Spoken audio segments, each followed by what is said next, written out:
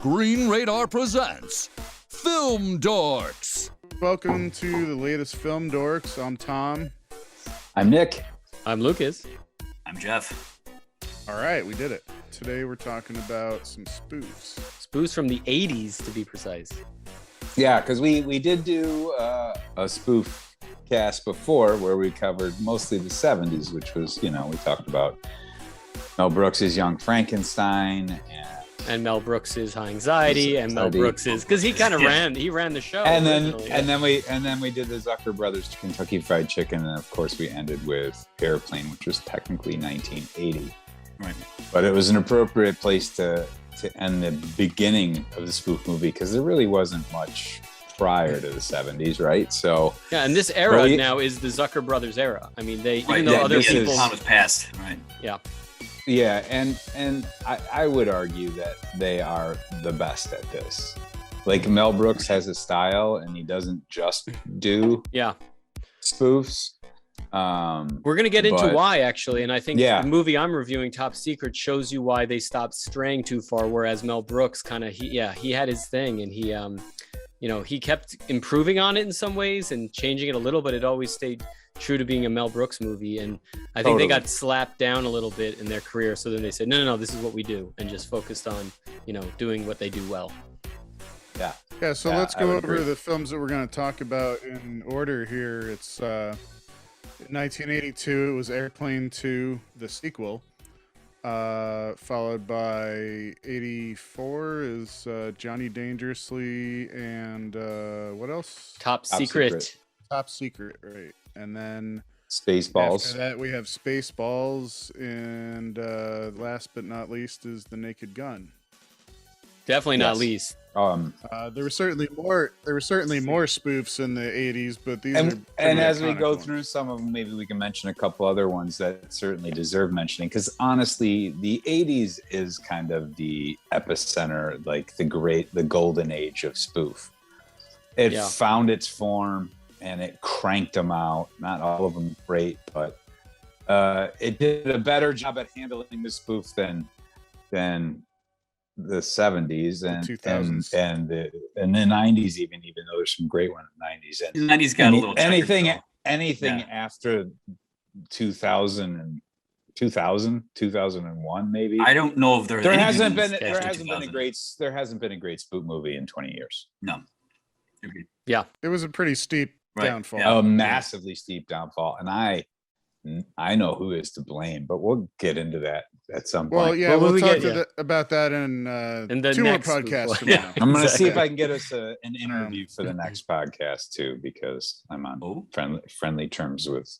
Because you got connection with one of the biggest spoof writers, modern spoof writers of all time. So. It's Nicki Minaj's cousin's and friend. I heard his balls were swollen. So I've had long conversations with him, and we were both like, "Yeah, they're to blame." Okay. We'll get into the reasons. But let's focus on good, happy things like the 80s. Yeah, man. Let's begin. I'll start. Yeah, so when we left off, we were talking Airplane, so it's kind of a natural handshake to the 80s that we do. Airplane 2, the sequel. Made in 1982, despite our little discussion about handing the reins off to the Zucker Brothers and Jim Abrams, they did not actually make this movie. They wrote it. They refused, right? Didn't they write it? They had nothing to do with it.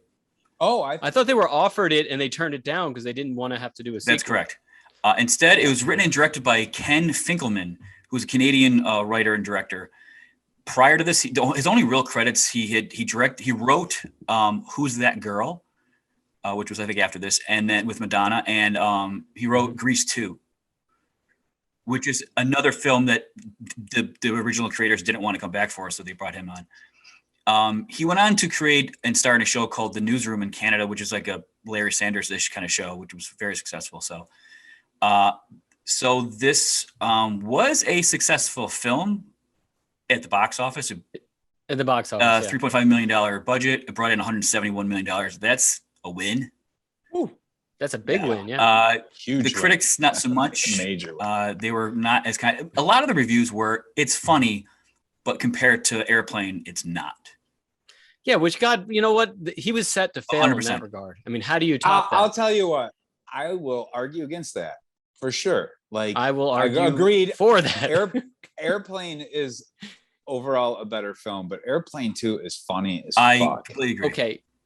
At 12 years old, it's funny. So funny. So funny. And there's no when I was a kid, there was no discernible difference between the two as far as the level of comedy. Well, yeah, and Nick stopped aging at 12, so his humor definitely. You mean his penis? Balls. Was that from Airplane 2? I couldn't tell. Well, listen, this one does have the benefit of having William Shatner in it, which to this day makes me so happy. And all his bits in there are incredible. He took over the role of Leslie Nielsen in playing it so dead straight. So straight. Yep. You know, because Leslie Nielsen. So give the plot of this one so that we can know, because we'll watch the trailer, but for our audience. But give us the plot. What is the plot of it? It's basically a combination of the plot of the first one with 2001: A Space Odyssey. It's a mission that the first man space. It's during the shuttle days for all you youngins out there. We actually used to have a shuttle program here in the U.S. And they're going to the moon. Shatner plays the commander on the moon. Once again, Lloyd Bridges comes back as in the tower down, control. He's so fucking great. So Steven Stucker, who was the Jacobs, the really funny guy, and the very gay funny guy. He came back as well. Yeah. Really funny part. Nick hates somebody. Yeah. Leon's getting larger. I quote a lot of these movies to this day. Most of the cast returned. Robert Hayes, Julie Heck, Peter Graves came back. But they added, in addition to Shatner, they got Chuck Connors and Raymond Burr, which are great. George Wendt had a small role. Pat Sajak played an anchorman from Buffalo in it. Fun fact. Hey. Rough in the buff, but yeah, so it's basically they're in distress once again. The control in this case, instead of everyone getting sick, the shuttle gets taken over by the computer, like 2001, and once again, Robert Hayes has to a striker has to come and save the day and land the plane. Yeah. But this is so typical of an 80s sequel, which is same but more. Right, that's exactly what it is. Like, and that was what we were like learned to expect in the 80s from a sequel, which is like, no, I just want the same movie I saw previously and just make it a little bigger, a little, change it up a little bit, add a few more things. Like Weekend at Bernie's 2. And you get Mannequin 2. You can literally First Blood Part 2. You could go through the whole list, and it's like the 80s was just like same but more, for good or bad. And I think, in retrospect, as we're seeing, like mostly for the bad. Right. No, I'm telling you, this movie makes me laugh as much as Airplane. Funny. Okay. It's just as funny. Okay. Did you watch it? Did you watch it? I haven't seen it since I was a kid. No. Okay, you should watch it again. I will gladly watch it. I will watch it because I loved William Shatner. Listen, I liked this actually a lot as a kid, but like I don't go back and revisit it like I do the first Airplane. You haven't. No. So you can't really defend your own argument. I was surprised. Right. I haven't seen it. I was surprised when I found out that the Zucker brothers and Adrian Abrams had nothing to do with it, because it's pretty spot on. I always thought they did until I looked it up, and I didn't watch it for this cast, but I watched it like last year. I watch this movie frequently. Okay. About as much as I watch Airplane, and I think they're both on par. They're just fucking funny from top to bottom. He was able to really hone in on that style, that Zucker Brothers style in this movie. It's like totally a zany. Yeah, I'll take challenge accepted, Nick, because I know the first one too well, where it's funny. Like I still laugh at it, but it's me too. The first one's fucking. So maybe the second one I'll get even more enjoyment out of it, because I'll be surprised by bits that I didn't understand when I was a kid or something. Yeah, I don't know, maybe, but I think you're gonna enjoy it. I really do. It's fucking. You have the trailer? Challenge accepted. Let's watch the trailer. Let's watch this trailer. This holiday season, let Paramount Pictures take you for the ride of your life with Airplane 2, the sequel. Get your ticket for the funniest movie of the year. Airplane 2, the sequel. I got smoking, non-smoking, first class, coach, economy, by the aisle, by the window. Airplane 2, the sequel, reunites old friends. Ted, I have the strangest feeling we've been through this exact same thing before. Except this time I know exactly what I'm doing, Elaine. But Ted... Well, my goodness, Scraps is a boy dog, isn't he? Airplane 2 gives you more drama. We've been thrown off course just a tad. In space terms, that's about 500,000 miles. The bumps you feel are asteroids smashing into the hull of the ship. We're also out of coffee. More action. That your puppy, son? Yeah, his name's Scratch and he's going to the moon with us. Oh, no, I'm sorry. No dogs are allowed on the shuttle. I'm afraid Scraps will have to be shot. And more romance. Sir, you should really put that case in the compartment above your head. I'll keep it with me. Well, I can help you if you can't get it up. The word is out. Now, what kind of traveler's checks were they? Oh, they were American Excess. Oh, I'm afraid you're screwed. Amoy! See Airplane 2, the sequel, because it will grow hair on bald men, make fat ladies thin, let fish breathe out of water, make blind men see, give hope to the depressed and the downtrodden, let the sun shine on a cloudy day, remove warts, help convicts go straight, clear up bad skin, turn an upside-down cake right side up.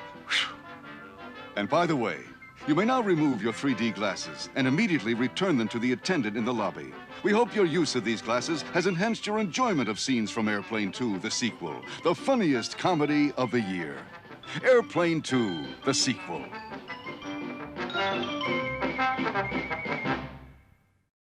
Wow, what a cool trailer. Oh, that was That so was great. hilarious. I'm so glad I watched that in real time. Yeah, me too. Yeah, it's funny. It's a funny movie. Yeah, we're both done there's to. no- Well, so how there's can our audience watch this if they want to go watch Airplane? It is currently for if you have a Stars account. It's free. It is Right, on yeah. Stars right now. Sorry. It's not. It's available to rent for for like rent. $3. Yeah. Everywhere else. Yeah, so you can watch it on demand, and a lot of these are actually pretty cheap if you buy them. Right. Yeah. Because I ended up just buying mine because it was only $2 more. Oh yeah, to have it all my the favorite- time. And these are movies I watch all the time anyways. My favorite part of this movie is Shatner, and it's everything on the moon. Particularly the voice activated doors.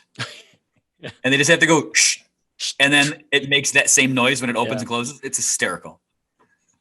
There's some dumb shit in this that is Yeah, just there's so funny. There's a lot of little bits and pieces. Like, I mean, the music that they play during the launches and stuff is from Battlestar Galactica. Oh, really? Yeah. And several times during the movie, there's like a fast sort of electronic beeping noise, and that's from like an Atari disk drive loading. There's lots of stupid little. My favorite thing when I was a things kid like is when that. Shatner was on the screen, right? And then suddenly he opens the door, it's just like him there. It's a window. Yeah. It's just a window. Yeah, that's so great. I mean, that's a really good film gag. Which right? Mel Brooks kind of steals a little bit, but we'll talk about Oh yeah, that later. Spaceballs, yeah. He's a but great yeah. line. He's like, his second in command's like, all these lights are blinking out of sync, and he goes, "Well, get them to blink in sync." That's his order. That's it. Yeah. Anyway, I'm just glad Shatner had it in him to do a spoof and do a parody. It would take decades for him to finally start doing more actual comedy, Right. Which he then would do. He actually did do a spoof. He did do a movie that spoofed his whole career as at conventions that I've never seen. Oh, I didn't either. Yeah, I have it on my Amazon watch list, but I've never watched it. You can, however, go to screenwriter.com and read my interview with William Shatner. Well, I will be doing that right now. So there you go. Airplane 2, William Shatner, interview on Screen Radar. Check it out. Yes. Okay, so shall we move on? Shall we? Yeah. Well, next up would be Johnny which D. one? Johnny Right. D. And Dangerous. Right.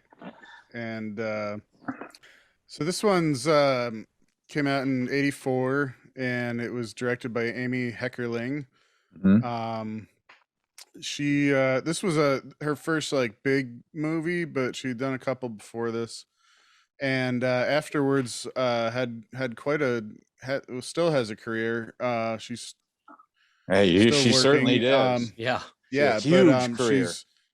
she's made Fast Times at Ridgemont High, Clueless, the Look Who's Talking movies, and one of my favorite comedies, National Lampoon's European Vacation. Yeah, the unsung I one. really That's should like do that Airplane 2 of that series. Oh yeah.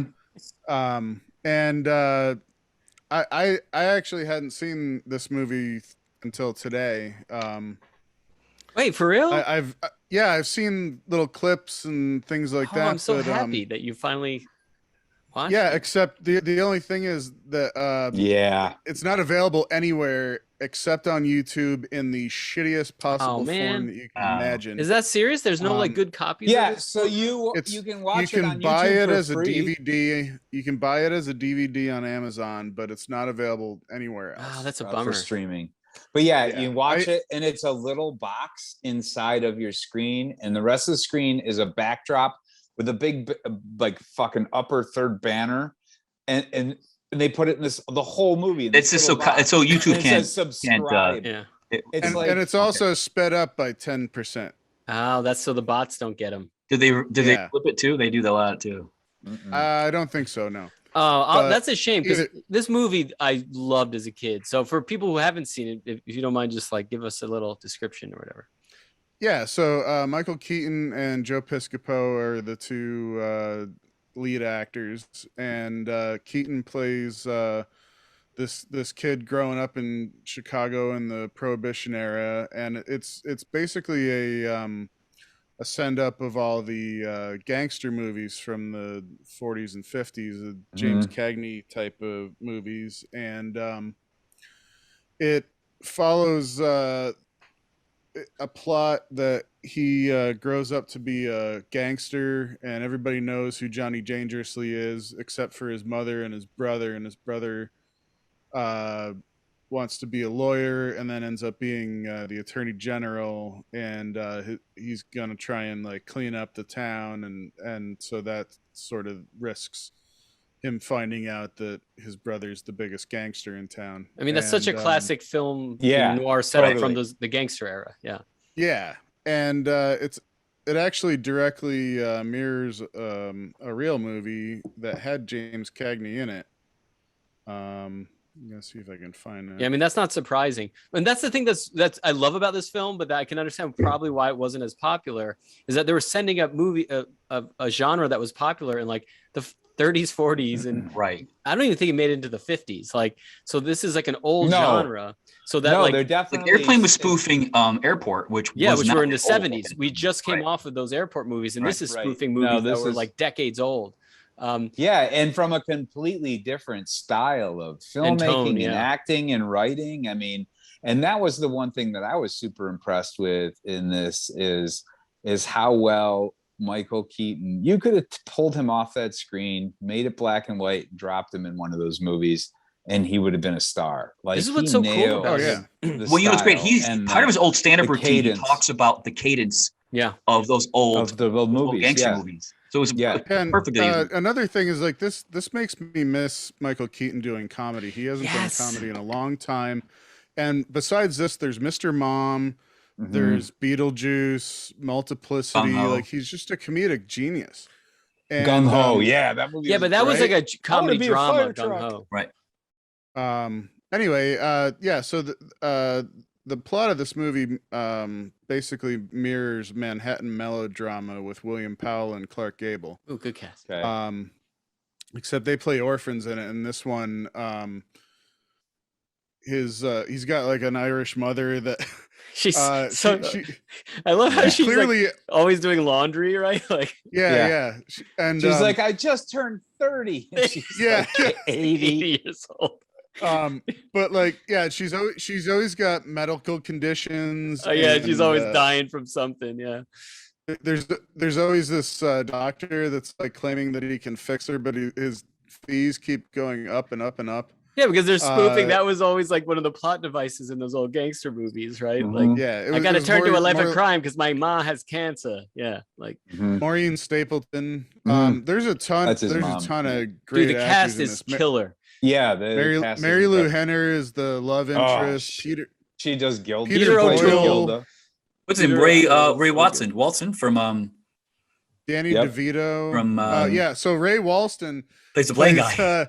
He plays the newspaper guy who keeps getting hit with bundles of newspapers. Yeah, and he loses one of his senses. One of them Well, one of them makes him blind, and then the next one makes him be able to see again, and then he gets hit with another one that makes him deaf, and then another one makes him be able to hear again, but he can't remember who he is.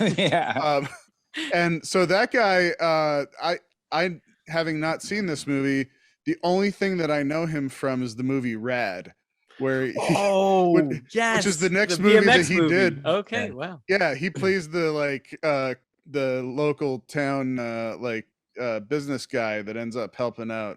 He was in a ton of shit. Oh, Popeye. He was Fast Times at Richmond High. Yeah, he was in Paint Your Wagon and all Eckerling kinds of did stuff. both. Okay. Well, but so this movie, I mean, it sucks that there's not a good version Dick to stream. Butkus is in this. Oh, dude, this is Joe Piscopo is charming in this film. Like, I can't believe the words came out of my mouth, but I said that. And like, right. Well, I mean, he's playing. He's great, a classic gangster guy. Yeah, he's playing. The funny thing about Joe Piscopo's character is that they worked him into what is really one of the more creative trailers I've ever seen. And the trailer is like a spoof in and of itself. It's a spoof of a trailer. Yeah. Let's take a look at that now.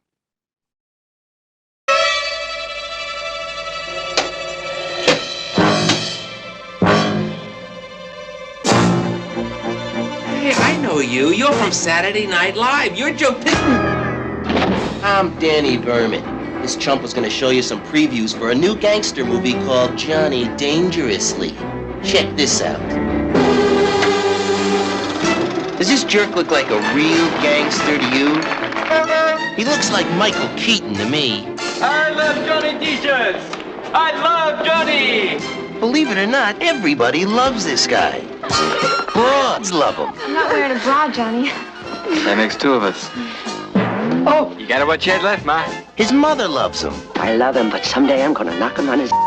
We should spend some time together. The DA loves him. See, 2 weeks in Puerto Rico.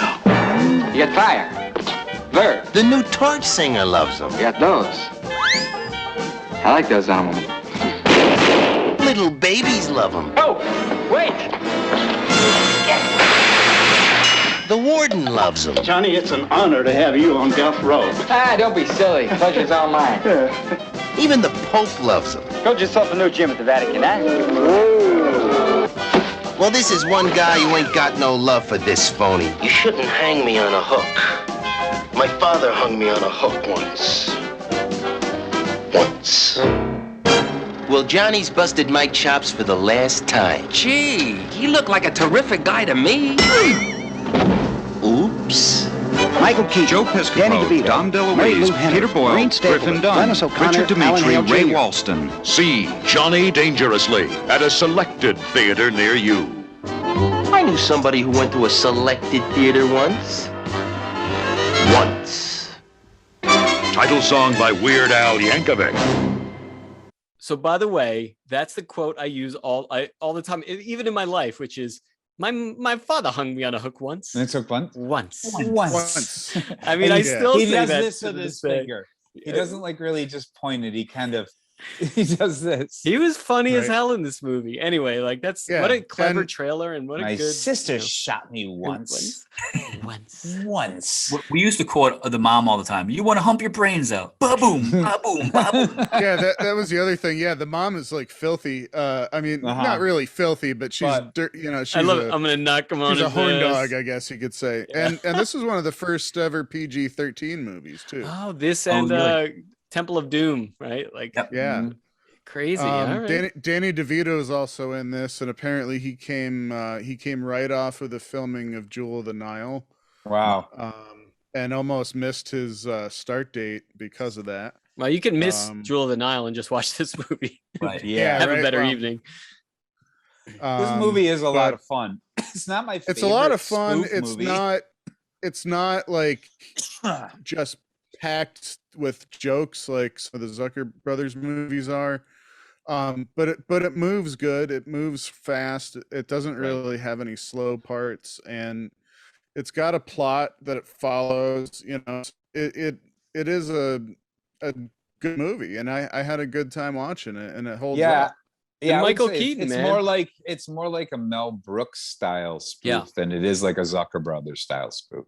Yeah, but it really does. It's got a little bit of everything. Gangster Like, that's why it's more Mel Brooks, because it actually is kind of the movie it's spoofing, and it's kind of like when he did Young Frankenstein. He did kind of a spoof movie. It's the same thing, but doing a movie that like from 30, 40 years before, so yeah. But just watching Michael Keaton doing comedy where he's charming also it's worth it just to watch him do his whole shtick. That work. It's the whole reason to watch this movie over and over again, because it's we all said, we don't get enough of him doing comedy, and this is one of probably the roles that most people haven't seen him in. And the only time you ever see him doing comedy now was on talk shows. He's great on talk shows. He's still a great guest. He's really funny. I don't watch a lot of those either, but it is Michael Keaton. So if anything, go watch it. It's Michael Keaton. Like, why would you not watch a Michael Keaton movie? I love that he's got such a resurgence in his career now too. I love that, because he's got that big new movie on Netflix right now, Worth, where he plays the lawyer who has to try to figure a dollar amount on the lives lost during 9/11. Oh geez. The movie that you should watch, which he was so good in, I don't know if people saw, is The Founder, where he's like the founder of McDonald's or whatever. Yeah, he's great. Ooh, he's just total jerk in it. It's so good. Like, you want to not like him, but it's Michael Keaton playing a jerk, so you kind of. He plays a pretty good jerk in Birdman too. Yeah, I forgot about that one. Movie, anyway, he's fucking incredible in that. Yeah, I didn't like Birdman as much as everyone else did, because I felt as if every scene was an acting. It was just like an acting reel, like intentionally set up as an acting reel. I thought that movie was fucking. But he was great. I mean, it was so stylized, which is why I kind of liked it. Okay, but we're going to move on to... Yes. So I'm going to change my background to talk about Top Secret. Okay, so Top Secret was the Zucker Brothers. And all right, after Airplane 2, which they did not do, they wanted to do something, I think, a little more ambitious and artistic, which is what you get, which is the weirdest movie they ever did. I'm going to read the plot of it. Spoof out there. And remember how we just said how... what's it called? Johnny Dangerously was spoofing in like an era of film that was like decades old. Well, they did the same thing. They do a parody of World War II spy movies in which an American rock and roll singer, played by Val Kilmer, becomes involved in a resistance plot to rescue a scientist imprisoned in East Germany. For our listeners out there who are maybe younger, Germany used to be divided to East and West. Anyway, this movie doesn't make any sense. It's a French resistance movie like World War II taking place in modern times. Right. They also with the 1950s vibe with him. The 50s vibe of him playing Elvis. So like already it doesn't really make any sense, because it's like a surrealistic masterpiece in my eyes. Like, I'm so glad they made this movie, and it makes sense why it wasn't as popular. Why after this I felt like they got burned. I don't think it made as much money. I'd have to check on what it made in the box office, but it was definitely not critically as well received and commercially as well received as Airplane, or probably even Airplane 2. And it's a shame, because this is like, as a kid, I was so obsessed with this movie because I just didn't get it. Like, it didn't make sense. It was so like absurdist and surreal to me.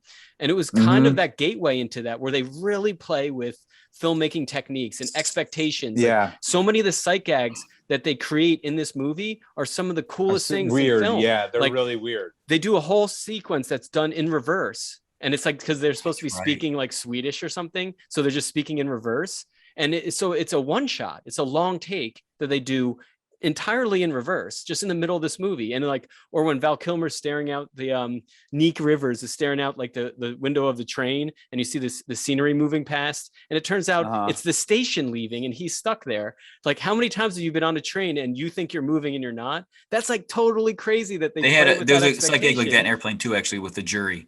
Yeah, the lawyer's walking against the jury, and the jury keeps moving and he stops. Well, let's watch the trailer real quick. So if people haven't seen this, we can talk about some of the shots they'll watch. Okay. She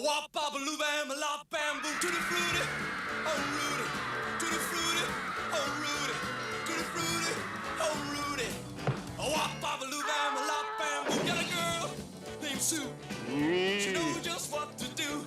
Got a girl named Sue. She knows just what to do. Look, I'm not the first guy who fell in love with a girl he met in a restaurant who then turned out to be the daughter of a kidnapped scientist, only to lose her to a childhood lover who she'd last seen on a deserted island and who turned out 15 years later to be the leader of the French underground. I know it. It all sounds like some bad movie. Got a girl named Daisy. She almost drives me crazy. Got a girl named Daisy. She almost drives me crazy. She rocked me to the east, she rocked me to the west, but she's the girl that I love best. So tutti frutti, oh Rudy, tutti frutti, oh Rudy, tutti frutti, oh Rudy, tutti frutti, oh Rudy, tutti frutti, oh Rudy. A walk, pop, a loo, bam, a lot, bam, boom.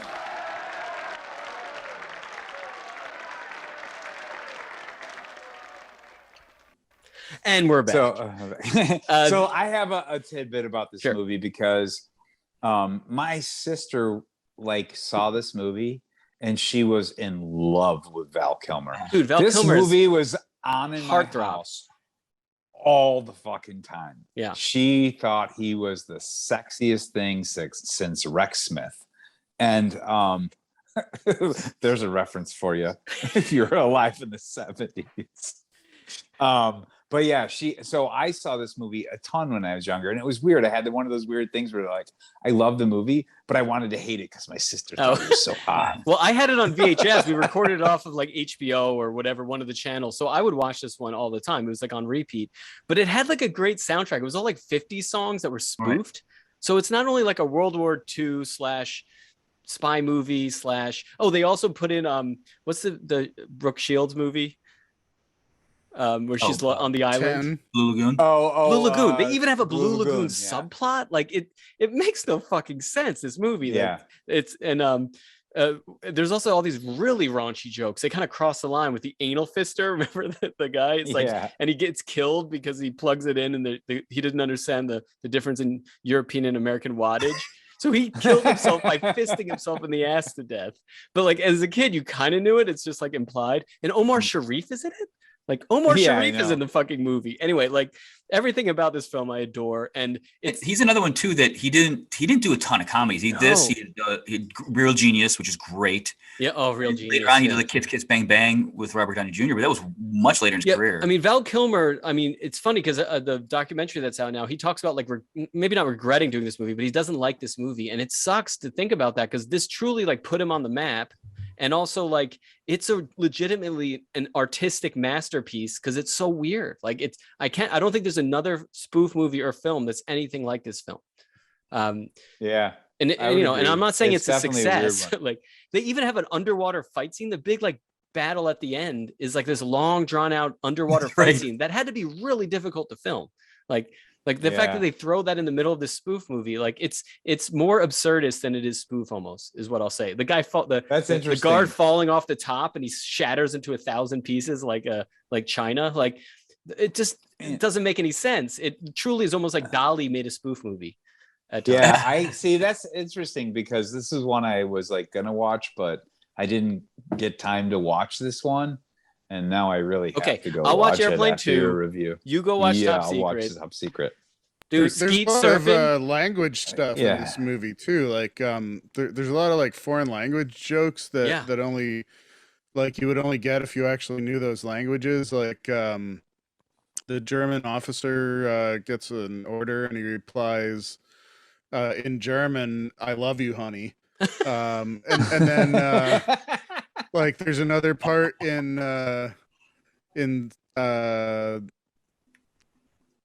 German somebody says a Yiddish curse. It says "Go take a shit in the ocean." And there's a bunch of other ones that they talk about on IMDb trivia here, but it's funny. Yeah, it's amazing to see the amount of levels that they will go to just pack in jokes that but I think not everyone will even get. But I think that's that's why this one was kind of a misfire for them commercially and critically, is that it was just too cerebral and weird. Yeah, and what's interesting is this is obviously the situation where they were in a position after Airplane to turn down Airplane 2 so they could make this instead. And they were allowed to make it. And then they were corralled back in a little bit, I think, after this because... And maybe for the best, to be honest. As much as, like I said, this one was on repeat as a kid, and I think it's one of their masterpieces. But like I'm glad they kind of like course corrected and went back to doing the things they do really well, which will be later in the episode we'll talk about. Yeah. Okay. Enough of Top Secret. Would you call it a sophomore slump? Maybe I wouldn't. Well, I think it's what happens when, like Nick was saying, when you get too much power and you have too much creative control. Like the studio doesn't like help force you to do something a little more like popular and mainstream, which means you can make incredible art. but it doesn't necessarily mean you're going to make a better movie. Right. I mean, that's great. That way, you know. Right. Yeah. It's like Mallrats, you know. Yeah. Yeah. But fans of Kevin Smith adore Mallrats. But you know, right? That's what made me There's nothing wrong with it. No, but you know, I'm not a huge fan. But like trust me, I've had this argument with Kevin Smith fans. Like they will fight you to the death over that movie. It's not a good movie. Whatever. Okay. The first time you watch that movie, it's fucking hysterical. But on repeat viewings, it gets worse and worse. I feel like that's every Kevin Smith movie, but okay. And listen, I like Kevin Smith. I appreciate what he has done. He's obviously a cool dude. And he has created his own universe, and that's awesome. I appreciate him more for that. Yeah, and I'm fine with people liking him. Cool, like he's at least something. And I'll unique. go see Clerks 3. Anyhow, next we can talk about that on the Kevin Smith podcast. Exactly. That's right. All right. So who's up next? Should talk about Mel Brooks and Spaceballs. Yeah. So Spaceballs came out in Nice. 1987. The shirt. What's that? Yeah, he's got Spaceballs shirt on. See, so there was merchandise. And Merchandise. now, thanks to Tom, Mel Brooks is about to get sued. You're welcome. But they better hurry up and sue him. Yeah, he's still kicking. How old is he? 99 now? Something. Yeah, he's old. Can we just give a little love for Mel Brooks? The fact that he killed Nazis in real life and then like made movies making fun of Nazis. I mean, he's the ultimate badass. He's the ultimate badass. You know what? Mel Brooks is one of the greats. And this is, you know, there's a lot of Mel Brooks movies I like, but I fucking love Spaceballs. It is his epoch of, I think so, yeah, of spoof movies. Now, his high water Young mark. Frankenstein, I could see where you'd argue with me and say that's a better film. Movie. Right, but Spaceballs is his best spoof movie. It's from opening the opening crawl to the last frame of the movie, pretty much. It's absolutely hysterical. And this is probably the spoof movie I've watched more than any other spoof movie. One of mine too. Yeah. A little throwback to Johnny Dangerously. The bumper sticker gag is in Johnny Dangerously too. The same idea that was on the back of Spaceball 1, where it says "We break for no one." That one. In Johnny Dangerously, it was "We break for gangsters." Oh, really? Yeah.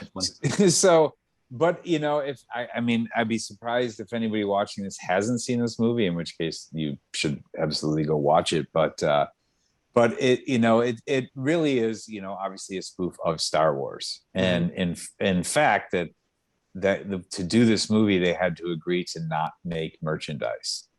Really? Which is yes. So the only toys they ever made for the movie were featured the little action figures he's playing with. Only ones they've ever made for the film. Because of the deal they cut with George Lucas to be able to speak Star Wars. Yeah. Star Wars. So that's why, and through the whole movie. So that's why we never got the flamethrower. No, but that's what's so funny about it. Like he literally pokes. That's why you never got your sports ring. But what's interesting too about this movie is that it came out. It came out in what 87? Is that right? Yeah, 87. I'm just guessing 87. That was after Jedi. Yeah, So they were 3 films deep into the trilogy, before he even made this. A lot of people thought he made it many years too late, because this should have come out in 1980, really. But because by then Star Wars fever had kind of died down a little bit, and suddenly he comes up with this film. I didn't care. I was like, no, but I think for us, when we were younger, when this came out, it was kind of perfect because you almost wanted more Star Wars content. Right, because they weren't making anything more really for a while. So you kind of got Star Wars content, but you got to laugh at it too. Right. So it was kind of the perfect movie when it came out. Yeah, and the cast of this movie, I mean, Rick Moranis is an absolute goddamn genius. I started writing an article. Every frame he's in, every facial tick he makes is fucking perfect. He's the star of the movie. Let's just. I started writing an article for our website, which I never finished. I will someday, about comedic performances that should have been nominated for Oscars, and this is number one. Yeah, I agree. And there is also he wrote a lot, like somewhere where I interviewed him. Dark Helmet. Yes, you do. It's fantastic. You interviewed Dark Helmet. Yeah, at a con. Yeah, at a con. Great. The guy had him amazing. down to a T. Okay. Like I gotta watch that.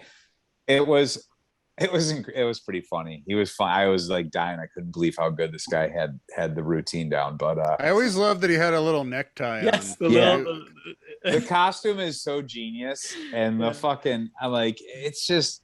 But this is the spoofiest of Mel Brooks spoofs. Like, it definitely leans into the spoof a lot more than any of his other ones really do. You call them stunt doubles. Yeah, like they really lead into it. Yeah.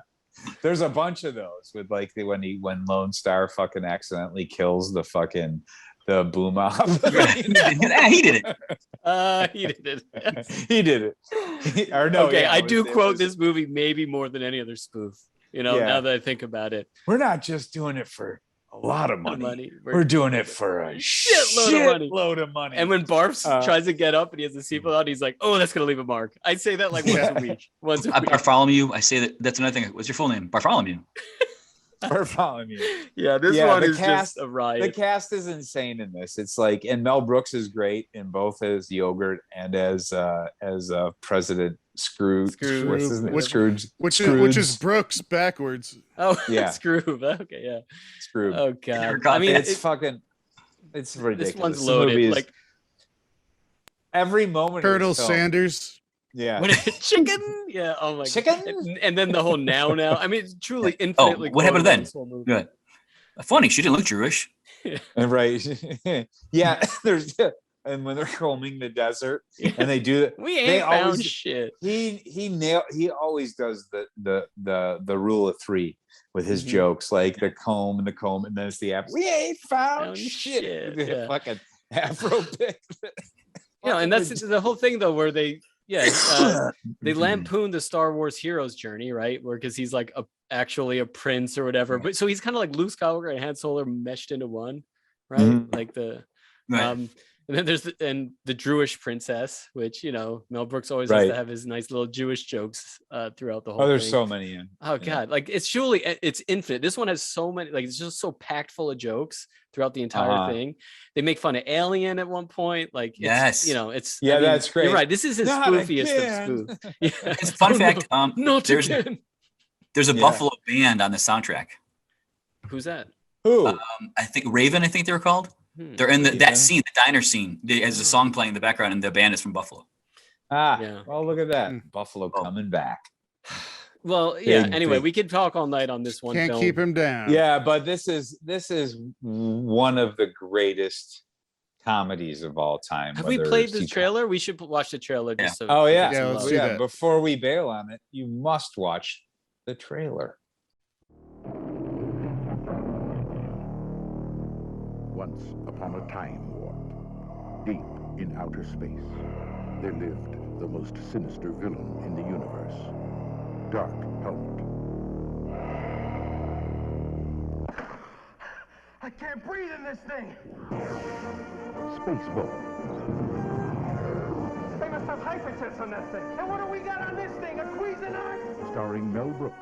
It's for you. As President Scrooge. Who is it? Daphne Zuniga as Princess Vespa. Daughter of Roland, king of the Druids. Funny, she doesn't look Jewish. John Candy as Bart. Wow! Wow! Give me paw! Bill Pullman as Lone Star. Ludicrous speed! Go! Mel Brooks as the magnificent Yogurt. Don't make a fuss. I'm just plain yogurt. Rick Moranis as Dark Helmet. Why don't we take a 5-minute break? Spaceballs. The movie. Smoke if you got 'em. And may the Schwartz be with you!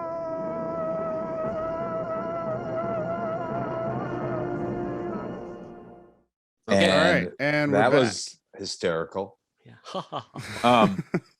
If you think that's funny, go watch the rest of the movie. I used to, when I rented this movie from like the local video store, and I actually took a cassette recorder up to the TV and recorded the song Spaceballs in the closing credits, and I listened to it all the time.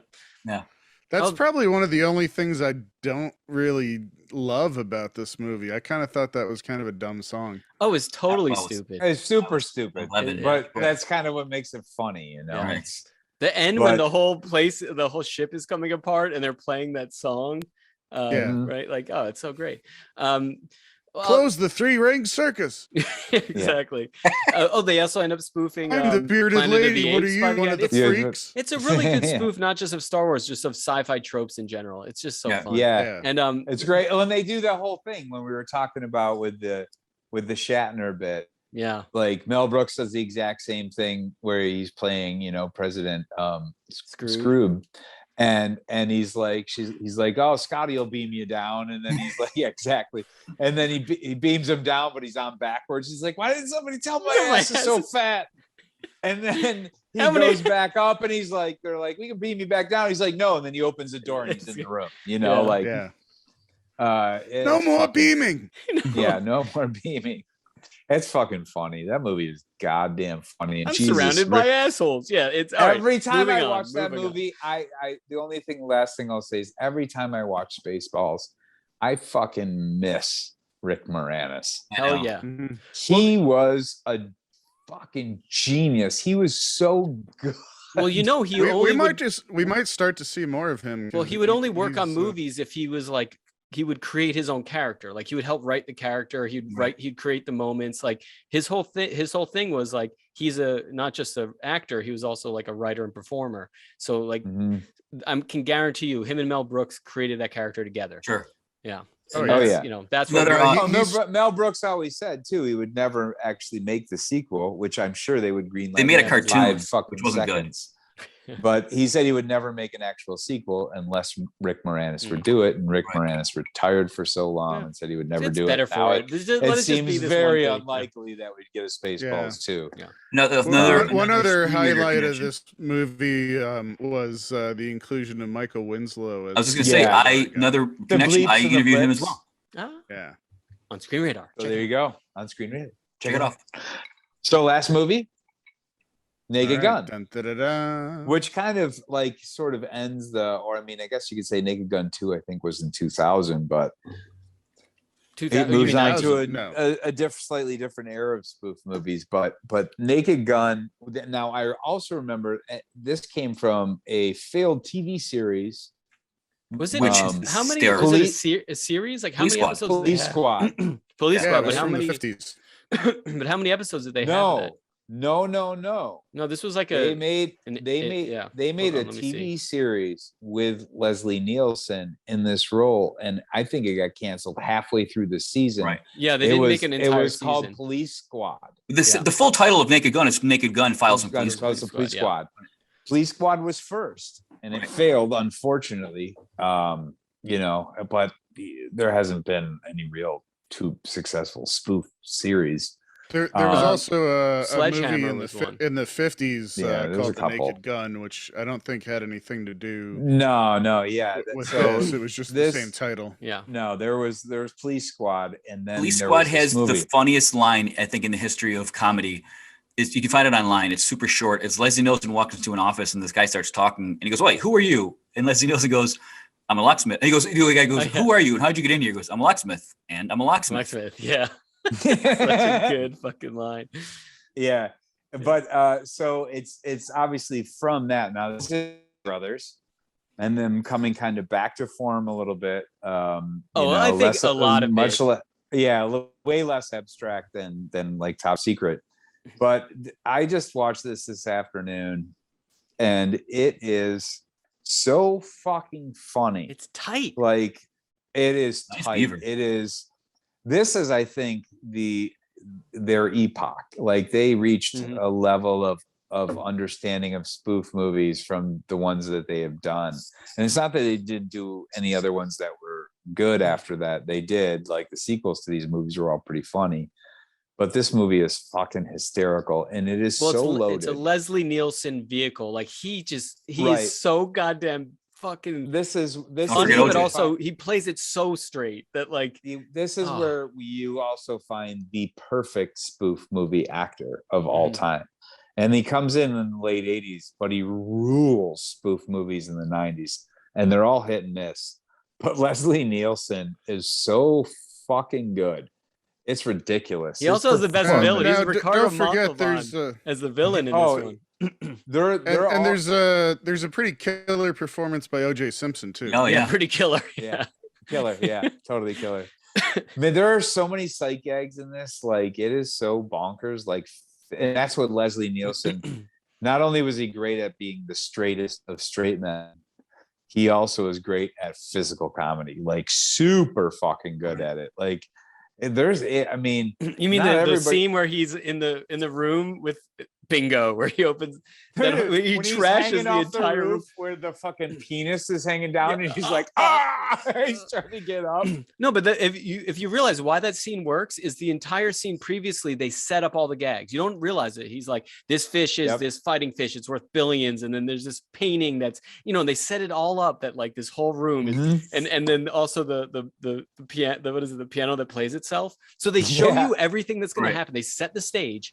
Then they just let Leslie Nielsen wreak havoc on it. And like, it's truly a masterclass on like how to do good comedy, which is like, you trust the audience to be paying attention so that when, leading them to the joke. And then when it happens, it's a total payoff. That entire scene is just one payoff after another. Even the film even starts off great with the opening credits is you're supposed to be like behind, like you see the police light on top of the car, but then you're on like a roller coaster and you're in people's houses. It's fucking ridiculous from beginning to end. Like, and I was talking to Tom earlier, and the one thing, a couple things in there, like when you pay attention to it, like the amount like of thought and money that went into jokes that are so just off the cuff. One-offs. Yeah. He runs into everything. Every time he stops his car, he smashes into something or he backs into something. But when they're at the airport at the beginning, he backs into the luggage carts. And then later they're in the car talking back and forth. And when they pull up the police station, there's like 4 luggage carts attached to the car. Like that's not the easiest rig to do. And like, it's just like, but there's so many jokes like that are so subtle. And like, again, another payoff. You don't even think about it when they're talking.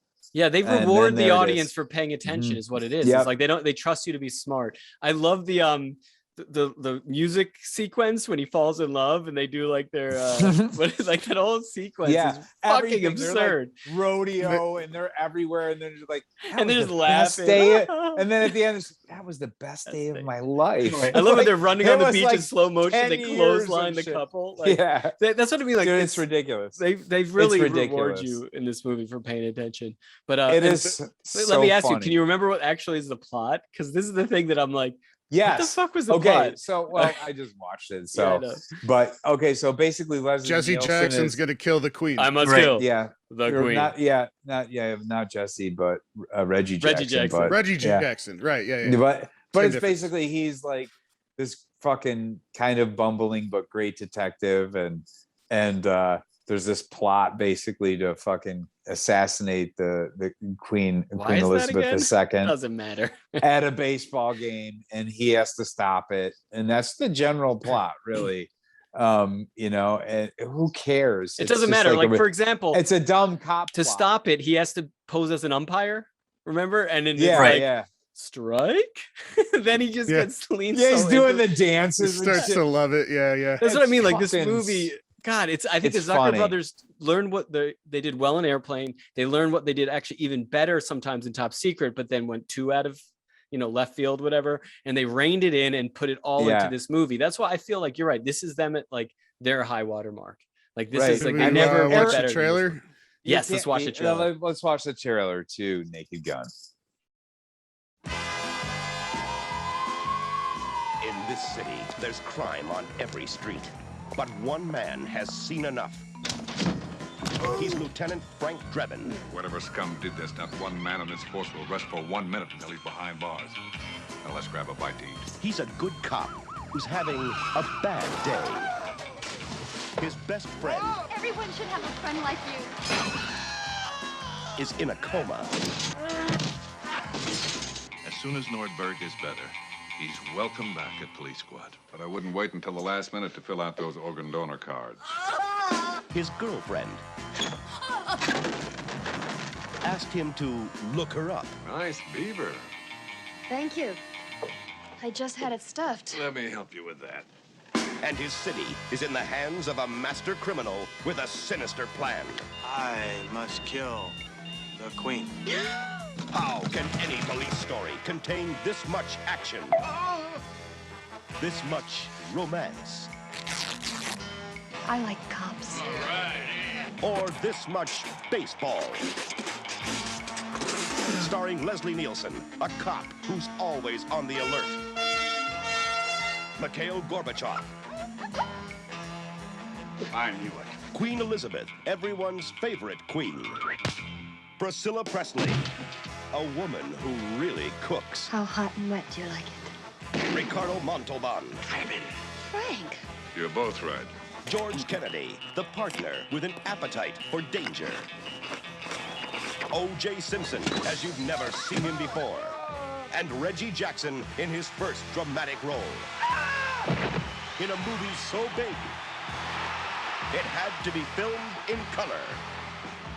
The Naked Gun, from the files of Police Squad. See you then.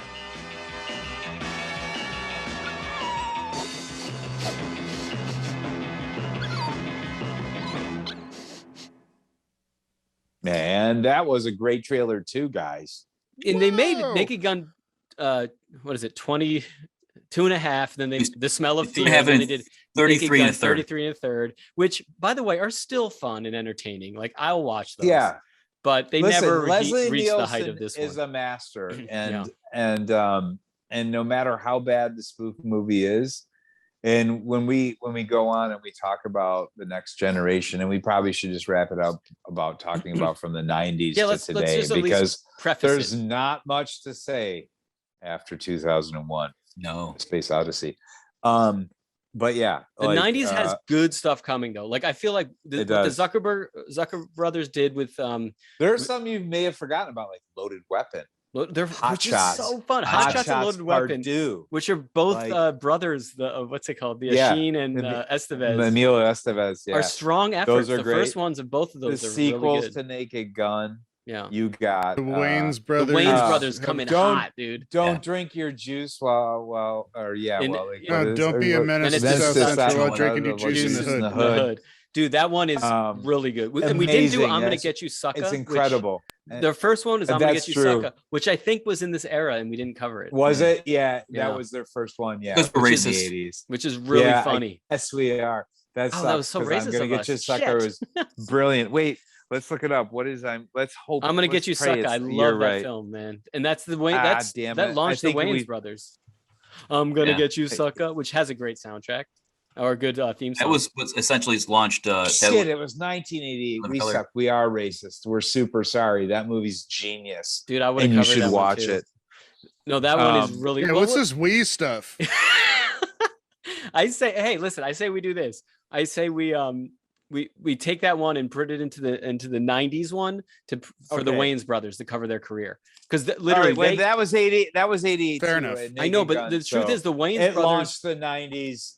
But the Wayans brothers keep the spoof movie alive. We bended the rules with Airplane being in 1980, so we can bend them the other way. No, and I'll do it just to we should really give Wayans brothers credit, because when we're going to talk about them in the 90s, they reinvented and kept the spoof movie alive. If it wasn't for them, it would not have them persisted. And Phil Bowman. Yeah, Phil Bowman was one of their main writers. He started out in Living Color with them, and then he wrote Scary Movie, and he wrote Scary Movie. He wrote so goddamn funny. Don't Be a Menace. He was a writer on that, and he was a writer on fucking tons of the Wayans brothers. We had limited time anyway. Like, we also didn't cover Dead Men Don't Wear Plaid, whatever. That's another great one. So there's a lot of ones we missed. Steve Martin, which of course we can't cover. The 80s had so many great spoof movies. Yeah. Like, there's so many. There's a few others and then the 90s has some great ones too. I don't think overall quality wise, but the 80s is the era where the spoof movie really found its footing, and then of course things are going to change from there. And I think the Wayans brothers really made it more popular to like a wider audience. Because, you know, and we'll get into the why of that, because I think they were spoofing very, like we're saying how some of these were spoofing old movies from like decades ago, old genres. The Wayans brothers are spoofing very relevant new movies. Like there was also Pootie Tang in the 90s. Yeah, which wasn't that written by the Jerkoff guy? Louis C.K. wrote that, yeah. Louis C.K. or he directed it, yeah. Anyway, he wrote it. Jerkoff guy. Sorry, Louis, that's what you're known as, buddy. That's Chris Don't Rock, jerk off in front of people. It's just rule number one. Isn't that Chris Rock? No, was it? He was in that one. Yeah, he started it. Yeah, I haven't seen it in forever. He's the star. He was Pootie Tang. But that's a speaking of sexual assaults.